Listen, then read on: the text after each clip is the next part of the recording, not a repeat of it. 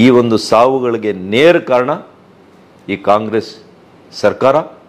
ನೀವು ಜವಾಬ್ದಾರಿ ತಗೋಬೇಕು, ನೀವು ತಕ್ಷಣ ರಾಜೀನಾಮೆ ಮಾಡಬೇಕು. ನಿಮಗೆ ನೈತಿಕತೆ ಇಲ್ಲ ನನಗೆ ಗೊತ್ತಿದೆ. ಇವತ್ತು ಬೆಂಗಳೂರಿನಲ್ಲಿ ಇವತ್ತು ನಡೆದಂಥ ದುರ್ಘಟನೆಯಿಂದ 11 ಅಮಾಯಕ ಮುಗ್ಧ ಜೀವಗಳು ಇವತ್ತು ಮರಣ ಹೊಂದಿರತಕ್ಕಂಥದ್ದು ನಿಜವಾಗಿಯೂ ಕೂಡ ನನಗೆ ಭಾಳಷ್ಟು ನೋವನ್ನು ತಂದಿದೆ. ಇವತ್ತು ಇವರನ್ನು ಕಳ್ಕೊಂಡಿರ್ತಕ್ಕಂಥ ತಾಯಿ ತಂದೆಯರು, ಅವರ ಕುಟುಂಬಗಳು, ಅವರಿಗೆ ತುಂಬಲಾರದ ನಷ್ಟ ಆಗಿದೆ. ಅವರಿಗೆ ನಾನು ಈ ಸಂದರ್ಭದಲ್ಲಿ ಸಾಂತ್ವನವನ್ನು ಹೇಳಲಿಕ್ಕೆ ನಾನು ಬಯಸ್ತೇನೆ. ಮತ್ತು ಏನು ಅನೇಕ ಅಮಾಯಕರು ಇವತ್ತು ಈ ಕ್ರೀಡೆಯ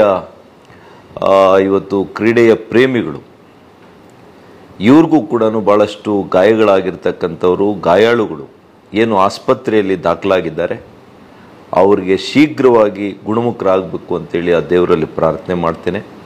ನಾನು ಕೂಡ ಈಗ ತಕ್ಷಣ ಆಸ್ಪತ್ರೆಗೆ ತೆರಳಿ ಅವರ ಯೋಗಕ್ಷೇಮವನ್ನು ವಿಚಾರಿಸಲಿಕ್ಕೆ ಹೋಗ್ತಾ ಇದ್ದೇನೆ. ಆದರೆ ನಾನು ರಾಜಕಾರಣ ಮಾತಾಡಲಿಕ್ಕೆ ಹೋಗ್ತಾ ಇಲ್ಲ ಇವತ್ತು. ಆದರೆ ನಿಜ ಘಟನೆಗಳನ್ನು ಬಗ್ಗೆ ನಾನು ಕರ್ನಾಟಕದ ಮಹಾಜನತೆ, ಬೆಂಗಳೂರಿನ ಮಹಾಜನತೆ ಜೊತೆಗೆ ಹಂಚ್ಕೋಬೇಕು ಅಂತ ನನ್ನ ಮನಸ್ಸು ಹೇಳ್ತಾ ಇದೆ. ಯಾಕೆ ಈ ರೀತಿ ಅವಘಡ ಸಂಭವಿಸಿದೆ? ಇದು ಮೊದಲನೇ IPL ಫೈನಲ್ಸ್ ಪಂದ್ಯಾವಳಿ ಅಲ್ಲ, ಅಥವಾ RCB ಮೊದಲನೇ ತಂಡ ಅಲ್ಲ ಇವತ್ತು IPLನಲ್ಲಿ ಗೆದ್ದಿರ್ತಕ್ಕಂಥದ್ದು. ಇರ್ಬೋದು 18 ವರ್ಷಗಳ ಸುದೀರ್ಘ ಒಂದು ಟೂರ್ನಮೆಂಟಲ್ಲಿ 18ನೇ ವರ್ಷದ ಒಂದು ಹೊಸ್ತಿಲಲ್ಲಿ ಗೆದ್ದಿದ್ದಾರೆ. ಸ್ವಾಭಾವಿಕವಾಗಿ ಅದರಲ್ಲಿ ಕೂಡ ನಮ್ಮ ಕೊಹ್ಲಿಯವರು, ಅವರು ಕೂಡ 18 ಇವತ್ತು IPL ಪಂದ್ಯಾವಳಿಗಳಲ್ಲಿ ಪಾಲ್ಗೊಂಡಿದ್ದಾರೆ. ಹಾಗಾಗಿ ಇದೆಲ್ಲವೂ ಕೂಡ ಸೇರಿಸಿ ಇವತ್ತು ಜನತೆ ಸ್ವಾಭಾವಿಕವಾಗಿ ಭಾಳ ನಿರೀಕ್ಷೆಯಲ್ಲಿದ್ದರು, ಭಾಳ ಸಂತೋಷದ ಉತ್ತುಂಗದಲ್ಲಿದ್ದರು. ಅದನ್ನು ನಾವು ನಿನ್ನೆ ರಾತ್ರಿ ಗೆದ್ದ ತಕ್ಷಣ ಬೆಂಗಳೂರಿನಲ್ಲಿ ದೀಪಾವಳಿಯಲ್ಲಿ ಸಿಡಿಸುವ ಪಟಾಕಿ ಏನಿದೆ, ಅದಕ್ಕಿಂತ ಹೆಚ್ಚಿನ ಪಟಾಕಿಗಳನ್ನು ಸಿಡಿಸಿರುವಂಥದ್ದು ನಮಗೆಲ್ಲ ಕೂಡ ತಿಳಿದು ಬಂದಿದೆ. ನಾವೆಲ್ಲ ನೋಡಿದ್ದೇವೆ. ಬೆಂಗಳೂರಿನಲ್ಲಿ ಜನಸಾಮಾನ್ಯರು ವೀಕ್ಷಣೆ ಮಾಡಿದ್ದಾರೆ. ನಾನು ತಿಳ್ಕೊಳ್ತೇನೆ, ಕರ್ನಾಟಕದಲ್ಲಿ ಆಡಳಿತದಲ್ಲಿರ್ತಕ್ಕಂಥ ಸರ್ಕಾರಕ್ಕೂ ಕೂಡ ಇದರ ಬಗ್ಗೆ ಗಮನದಲ್ಲಿದೆ ಅಂತ. ಪೊಲೀಸ್ನವರು ಕೂಡ ಇದನ್ನು ನೋಡಿದ್ದಾರೆ, ತಿಳ್ಕೊಂಡಿದ್ದಾರೆ ಅಂತ ನಾನು ಭಾವಿಸಿದ್ದೇನೆ. ನಿನ್ನೆ 12 ಗಂಟೆಗೆ ಮುಗಿದಿದೆ. ಇವತ್ತು ಮಧ್ಯಾಹ್ನ 2 ಗಂಟೆ 3 ಗಂಟೆಗೆ ಬಂದು ಪ್ರಾರಂಭ ಮಾಡಬೇಕು. ಅದು ರೋಡ್ ಶೋ ಮೂಲಕ HAL ವಿಮಾನ ನಿಲ್ದಾಣ, ವಿಧಾನಸೌಧ, MG ರಸ್ತೆ ಇವೆಲ್ಲದರ ಭಾಗವಾಗಿ ತೆರೆದಿರ್ತಕ್ಕಂಥ ಒಂದು ಬಸ್ ವಾಹನದಲ್ಲಿ ತಂಡದ ಆಟಗಾರರು ರೋಡ್ ಶೋ ಮೂಲಕ ಬಂದಿದ್ದರೆ ಈ ಅವಘಡ ಆಗ್ತಾ ಇರಲಿಲ್ಲ. ನಾನು ಈಗಾಗಲೇ ಹೇಳ್ದಂಗೆ ಮುಂಬೈ ಮಹಾನಗರ ನಮಗಿನ್ನ ದೊಡ್ಡ ನಗರ, 5 ಸಲ ಗೆದ್ದಿದ್ದಾರೆ ಅಲ್ಲಿ. ಇದಕ್ಕಿನ್ನ ಹೆಚ್ಚಿನ ಜನ ಅಲ್ಲಿ ಸೇರಿದ್ರು, ಏನಾದರೂ ಅವಘಡ ಆಯ್ತಾ? ಅದೇ ರೀತಿ ವರ್ಲ್ಡ್ ಕಪ್ ಗೆಲ್ತು ನಮ್ಮ ಭಾರತ ತಂಡ. ಇಡೀ ಭಾರತ ತಂಡದ ಆಟಗಾರರು ಮುಂಬೈನಲ್ಲಿ ಇಳಿದಾಗ ಲಕ್ಷಾಂತರ ಜನರು ಅವರನ್ನು ಅಲ್ಲಿನ ಆಡಳಿತ ವರ್ಗ, ಪೊಲೀಸ್ನವರು ಸರಿಯಾದಂಥ ರೀತಿಯಲ್ಲಿ ಅದನ್ನು ವ್ಯವಸ್ಥೆ ಮಾಡಿರಲಿಲ್ವಾ? ಅಲ್ಲೇನಾದರೂ ಅವಘಡ ಆಯಿತಾ? ಮುಗ್ಧ ಜೀವಗಳು, 11 ಸಣ್ಣ ಮಕ್ಕಳು, ಸಣ್ಣ ಮಗು, ಈಗ ತಾನೇ ಇಂಜಿನಿಯರನ್ನು ಮುಗಿಸಿರೋವಂಥ ಯುವಕ, ಒಬ್ಬ ಮಗ ಅಂತ ತಂದೆ ಅಳ್ತಾ ಇದ್ದಾರೆ. ಹೆಣ್ಮಕ್ಳು. ಇಂಟೆಲಿಜೆನ್ಸ್ ಯಾರ ಹತ್ರ ಇದೆ? ಇಂಟೆಲಿಜೆನ್ಸ್ನವರು ನಿಮಗೆ ಹೇಳಿಲ್ವಾ ಎಷ್ಟು ಜನ ಸೇರ್ಬೋದು, ಯಾವ ರೀತಿ ಇದನ್ನು ರೋಡ್ ಶೋ ಮಾಡಬೇಕಾ? ಅದರಲ್ಲಿ ಕೂಡ ದ್ವಂದ್ವ ಮಾಡಿದ್ರಿ. ನಮಗೆ ಗೊತ್ತಿಲ್ಲ ರೋಡ್ ಶೋ ಅಲ್ಲಾಗುತ್ತಾ, ವಿಧಾನಸೌಧ ಮುಂದೆ ಕಾರ್ಯಕ್ರಮ ಅಂದ್ರಿ, ಈ ಕಡೆ ಸ್ಟೇಡಿಯಮ್ಮು ಅಂದ್ರಿ, ಚಿನ್ನಸ್ವಾಮಿ ಸ್ಟೇಡಿಯಂ ಅಂದ್ರಿ. ಜನ ಎಲ್ಲಿ ಹೋಗ್ಬೇಕು? ಎಲ್ರಿಗೂ ಕೂಡ ದಿಗ್ಭ್ರಮೆ, ಎಲ್ರಿಗೂ ಕೂಡ ಎಲ್ಲಿಗೆ ಹೋಗ್ಬೇಕು ಅಂತೇಳಿ ಅವ್ರಿಗೆ ಗೊತ್ತಿಲ್ಲ ಪಾಪ. ಮತ್ತೊಂದು ಸ್ಟೇಡಿಯಂಗಿರೋದು 35-40 ಸಾವಿರನೋ 50 ಸಾವಿರನೋ ಕೆಪಾಸಿಟಿ. ಅಲ್ಲಿ ನಾನು ನೋಡಿದೆ ಸ್ಟೇಡಿಯಮ್ಮಲ್ಲಿ ಇದು ಆಗ್ತಾ ಇರಬೇಕಾದ್ರೆ ವಿಡಿಯೋಗಳನ್ನು ನಾನು ನೋಡಿದೆ. 20-25 ಸಾವಿರ ಸೀಟುಗಳು ಖಾಲಿ ಇದೆ ಒಳಗಡೆ, ಹೊರಗಡೆ ಒಂದು 20-25 ಸಾವಿರ ಇದ್ದಾರೆ. ಎಲ್ಲ ಸೇರಿ ಒಂದು 60-70 ಸಾವಿರ ಮೇಲೆ ಜನ ಇಲ್ಲ. ಈ ಜನರನ್ನ ನೀವು 4 ಪಟ್ಟು ನೀವು ಹೇಳ್ತಾ ಇದ್ದೀರಿ, ಈಗ 2-3 ಲಕ್ಷ ಜನ ಸೇರಿದ್ದಾರೆ ಅಂತೇಳಿ. ಮೊದಲನೇದು ನಿಮ್ಮ ಇಂಟೆಲಿಜೆನ್ಸ್ ಫೇಲ್ಯೂರ್ ಆದಮೇಲೆ ಎರಡನೇದು ನಿಮ್ಮ ಪ್ಲಾನಿಂಗ್ ಫೇಲ್ಯೂರ್. ಸರಿಯಾದಂಥ ವ್ಯವಸ್ಥೆ ಮಾಡೋದರಲ್ಲಿ ನೀವು ವಿಫಲರಾಗಿದ್ದೀರಿ. ಅತ್ಯಂತ ಬೇಜವಾಬ್ದಾರಿತನವನ್ನು ನೀವು ಪ್ರದರ್ಶನ ಮಾಡಿದ್ದೀರಿ. ಈಗ ನೋಡಿದ್ರೆ ನಮ್ಮ ಸರ್ಕಾರ ಕಾರ್ಯಕ್ರಮ ಅಲ್ಲ ಅಂತೀರಿ. ಮತ್ತು ವಿಧಾನಸೌಧದ ಮುಂದೆ ಯಾರೆಲ್ಲ ನೀವು ಅಲ್ಲಿ ಇರಬೇಕು ಅಂತ ನೀವು ವಿಚಾರ ಮಾಡಿದ್ರಿ? ಸೆಲ್ಫಿಗಳು ತೆಗೆಸ್ಕೊಳಕ್ಕೆ ಹೋಗಿದ್ದೀರಿ, ನಿಮ್ಮ ಕುಟುಂಬದ ವರ್ಗದ ಅವ್ರನ್ನ ಪರಿಚಯ ಮಾಡೋಕ್ಕೆ ಹೋಗಿದ್ದೀರಿ, ತಂಡದ ಆಟಗಾರರ ಜೊತೆ. ಅದಕ್ಕೇನು ಸಮಯ ಇರಲಿಲ್ವಾ? ಆಮೇಲೆ ಮಾಡ್ಕೋಬೋದಿತ್ತು. ಈಗ ಬರುವಂಥ ಜನರನ್ನ ರಕ್ಷಣೆ ಮಾಡಿ ಅವರಿಗೆ ಒಂದು ಸರಿಯಾದಂಥ ಸೂಕ್ತ ಸುರಕ್ಷಿತವಾದಂಥ ವ್ಯವಸ್ಥೆ ಮಾಡಿ, ಇವತ್ತು ನೋಡಿ ಇಂಥ ಒಂದು ವಿಜಯಮಾಲೆಯನ್ನು ಅವರು ತಂದು ವಿಜೃಂಭಣೆಯಿಂದ ಕಾರ್ಯಕ್ರಮ ಮಾಡಬೇಕು ಅಂತಿದ್ದರೆ ಇವತ್ತು ಕಾರ್ಯಕ್ರಮವೂ ಇಲ್ಲ. ಇವತ್ತು ಸಂತೋಷದ ಒಂದು ಹಬ್ಬವನ್ನು ನಾವು ಆಚರಣೆ ಮಾಡುವಂಥ ಸಂದರ್ಭದಲ್ಲಿ ನಿಮ್ಮ ದುರಾಡಳಿತದಿಂದ, ನಿಮ್ಮ ಒಂದು ಆಡಳಿತದ ನೀತಿಯಿಂದ ಇವತ್ತು ನಮ್ಮ ಬೆಂಗಳೂರು, ಇಡೀ ಭಾರತ ದೇಶದಲ್ಲಿ ನಾವು ಕರ್ನಾಟಕದ ಜನ ತಲೆ ಬಗ್ಸೋಂಗೆ ಮಾಡಿದ್ದೀರಿ. ಸೂತಕದ ಮನೆ ಮಾಡಿದ್ದೀರಿ. ಸೂತಕದ ಮನೆ ಆಗಿದೆ ಇವತ್ತು ನಮ್ಮ ಕರ್ನಾಟಕ, ಬೆಂಗಳೂರು. ಏನಪ್ಪ 18 ಸಲ ಗೆದ್ದಿದ್ದಾರೆ, 18 ತಂಡಗಳು ಗೆದ್ದಿತ್ತು, 18 ಬಾರಿ ಟೂರ್ನಮೆಂಟಲ್ಲಿ. ಕಲ್ಕತ್ತಾಲಾಗಿದೆ, ಚೆನ್ನೈನಲ್ಲಿ 4 ಬಾರಿ ಆಗಿದೆ. ಎಲ್ಲ ಈ ನಗರಗಳು ಕೂಡ ನಮ್ಮ ಬೆಂಗಳೂರಿಗಿನ್ನ ದೊಡ್ಡ ನಗರಗಳು. ಮುಂಬೈನಲ್ಲಾಗಿದೆ, ದೆಹಲಿಯಲ್ಲಾಗಿದೆ. ಎಲ್ಲಾದರೂ ಒಂದು ಸಣ್ಣ ಅವಘಡ ಆಗಿದೆಯಾ? ಇವತ್ತು ನೀವು ನಿಮ್ಮ ಜವಾಬ್ದಾರಿತನವನ್ನು ಬೇರೆಯವ್ರ ಮೇಲೆ ತೋರಿಸ್ತಾ ಇದ್ದೀರಾ, ಬೊಟ್ಟು ಮಾಡಿ ತೋರಿಸ್ತಾ ಇದ್ದೀರಿ. ಇದು ನಿಮಗೆ ಶ್ರೇಯಸ್ ತರದಿಲ್ಲ.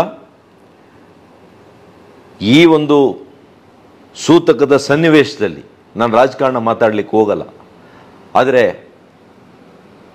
ನನಗಿವತ್ತು ಭಾಳಷ್ಟು ಹೃದಯ ಛಿದ್ರ ಆಗಿದೆ. ಆ ತಂದೆ ನಾನು ನೋಡ್ತಾ ಇದ್ದೇನೆ, ಒಬ್ಬ ಸಣ್ಣ ಯುವಕ, ಒಬ್ಬೇ ಮಗನಂತೆ ತಂದೆ ತಾಯಿಗೆ, ಅವರನ್ನು ಕಳ್ಕೊಂಡು ಅವ್ರ ಜೀವನ ಆ ಪುತ್ರ ಶೋಕ ಇದೆಯಲ್ಲ, ಇದು ನಮ್ಮನ್ನು ಸುಮ್ಮನೆ ಬಿಡುತ್ತಾ? ಸರ್ಕಾರವನ್ನು ಸುಮ್ಮನೆ ಬಿಡುತ್ತಾ? ಅವರು ಇಡೀ ಜೀವನ ಕೊರಗಬೇಕಾ? ನೀವು ಮಾಡಿದಂಥ ಬೇಜವಾಬ್ದಾರಿತನದಿಂದ, ನೀವು ಮಾಡಿರ್ತಕ್ಕಂಥ ತಪ್ಪಿನಿಂದ ಯಾಕೆ ಪ್ಲಾನಿಂಗ್ ಮಾಡಿಸ್ಲಿಲ್ಲ? ಸಭೆ ಮಾಡಿದ್ದೀರಾ ನೀವು ಬೆಳಗ್ಗೆ? ಇಂಟೆಲಿಜೆನ್ಸು, ನೀವು, ಪೊಲೀಸ್ ಕಮಿಷನರು, DGP ಮತ್ತು ಟ್ರಾಫಿಕ್ ಡಿಪಾರ್ಟ್ಮೆಂಟು, ವಿದೇಶಗಳಲ್ಲಿ ಇದು ಸರ್ವೇ ಸಾಮಾನ್ಯವಾಗಿ ನಡೆಯುತ್ತೆ. ಮೊನ್ನೆ 15 ದಿವಸದಿಂದ ಪೋರ್ಚುಗಲ್ ಲಿಸ್ಬನ್ನಲ್ಲಿ ಒಂದು ಟೂರ್ನಮೆಂಟ್ ಆಯಿತು.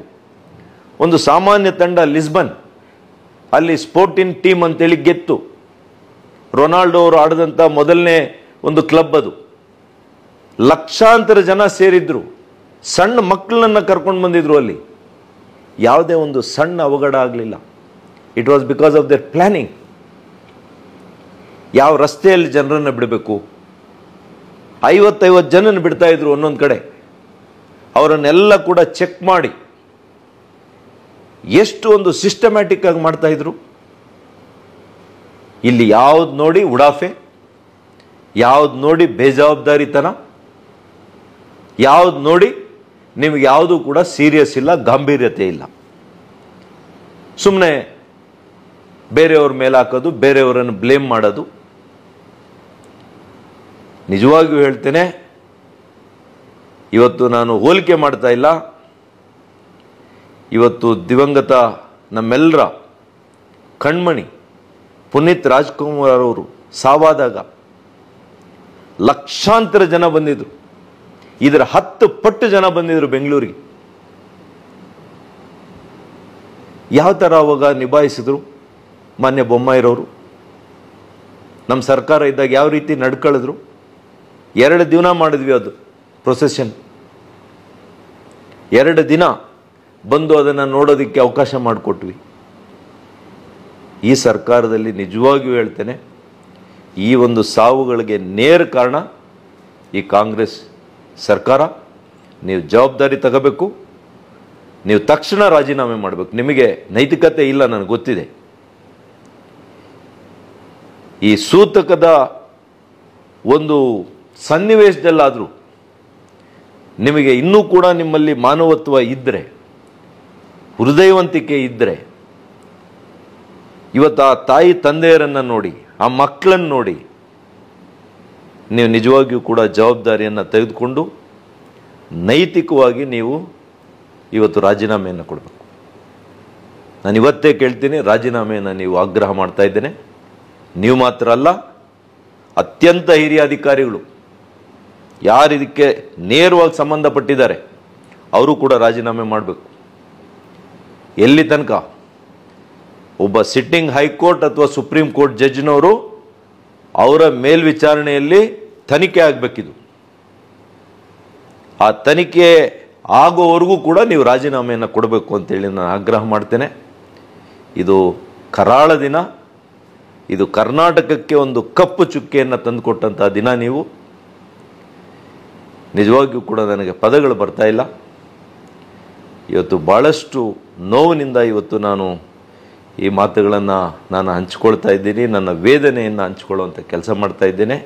ಮತ್ತೆ ನಾನು ಹೇಳ್ತಾ ಇದ್ದೇನೆ, ಖಂಡಿತ ಇದು ರಾಜಕಾರಣ ಅಲ್ಲ. ನಾನು ಪೊಲಿಟಿಸೈಸ್ ಮಾಡಲಿಕ್ಕೆ ಹೋಗ್ತಾ ಇಲ್ಲ. ನನ್ನ ಜೀವನದಲ್ಲಿ ಸಾವಿನ ಮನೆಯಲ್ಲಿ ಎಂದೂ ರಾಜಕಾರಣ ಮಾಡಿಲ್ಲ. ನಾನು ನಿಮ್ಮ ಥರ ಸಾವಿನ ಮನೆಯಲ್ಲಿ ಎಂದೂ ಕೂಡ ರಾಜಕಾರಣ ಮಾಡಿಲ್ಲ. ಆದರೆ ಇವತ್ತು ಆ ಮನಸ್ಸಿನ ವೇದನೆಯಿಂದ, ನೋವಿನಿಂದ, ಇವತ್ತು ನೀವು ಮಾಡಿರೋ ಅಂಥ ತಪ್ಪಿನಿಂದ, ಮಹಾ ತಪ್ಪಿನಿಂದ ಇವತ್ತು ಈ ದುರ್ಘಟನೆಗೆ ನೀವು ಕಾರಣೀಭೂತರಾಗಿದ್ದರೆ ಖಂಡಿತ ನೀವು ರಾಜೀನಾಮೆಯನ್ನು ಕೊಡಬೇಕು. ಆಗೆಲ್ಲೋ ಒಂದು ಕಡೆ ನಮಗೆ ಹೋಗಿರ್ತಕ್ಕಂಥ ಮರ್ಯಾದೆ ಒಂದು ಕಡೆ ಇರಲಿ. ಆ ಮುಗ್ಧ ಜನರು, ಅಮಾಯಕ ಜನರು ಇವತ್ತು ಸಾವಾಗಿದೆಯಲ್ಲ, ಅವ್ರಿಗೆಲ್ಲೋ ಒಂದು ಕಡೆ ಒಂದು ನ್ಯಾಯ ಸಿಕ್ದಂಗೆ ಆಗ್ತದೆ. ಆ ಕುಟುಂಬಗಳು ಇವತ್ತು ನೋವಿನಲ್ಲಿದ್ದಾರಲ್ಲ, ಅವ್ರಿಗೆಲ್ಲೋ ಒಂದು ಕಡೆ ಒಂದು ರೀತಿಯಲ್ಲಿ ನೆಮ್ಮದಿ ಆಗ್ತದೆ. ಇವತ್ತು ಅವರೆಲ್ಲ ನೇರವಾಗಿ ಹೇಳ್ತಾ ಇದ್ದಾರೆ, ಈ ಸರ್ಕಾರದ ದುರಾಡಳಿತ, ಯಾವುದೇ ಒಂದು ಭದ್ರತೆ, ಸುವ್ಯವಸ್ಥೆ ಏನು ಕೂಡ ಮಾಡದಿರ ಇವತ್ತು ಈ ಅವಾಂತರ ಆಗಿದೆ ಅಂತೇಳಿ ಅವ್ರು ಹೇಳ್ತಾ ಇದ್ದಾರೆ. ಇಷ್ಟನ್ನು ನಾನು ಹೇಳ್ತೇನೆ. ನಮಸ್ಕಾರ.